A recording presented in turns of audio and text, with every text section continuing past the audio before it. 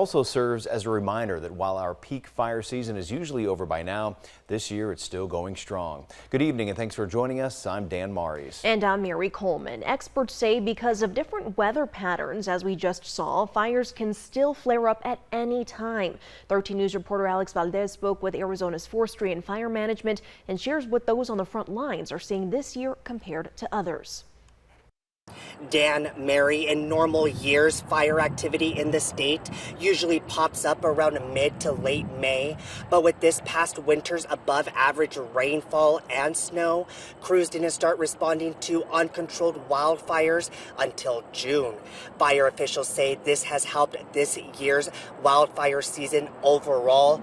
A wetter winter in Arizona meant a later start to firefighting.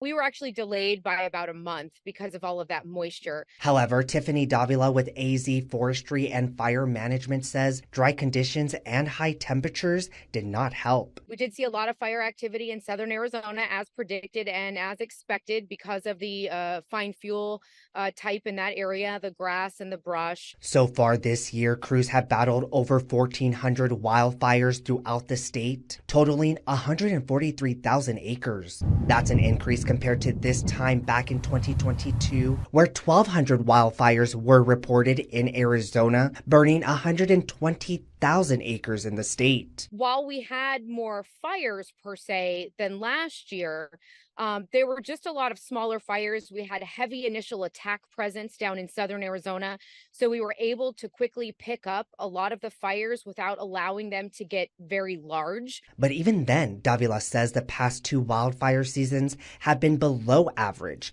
Typically, wildfires burn up to 400,000 acres across the state on a yearly basis. We're still kind of actively engaged with fires. Just because we did receive some moisture doesn't mean we're out of the woods just yet. Things are going to be drying up. The typical end of wildfire season is usually in early October.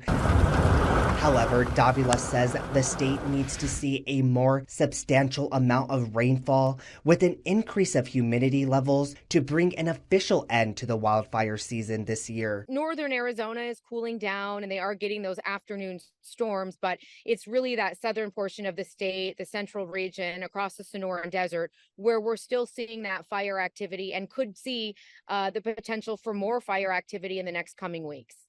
Since conditions are still dry and very warm here in southern Arizona, Davila warns people not to become complacent and be cautious while working outside with any power tools or doing any fire-related activity, because she says one spark can ignite a massive blaze. Reporting from Tucson, Alex Valdez, 13 News. Alex, thank you. And we aren't the only ones seeing unusual fire activity due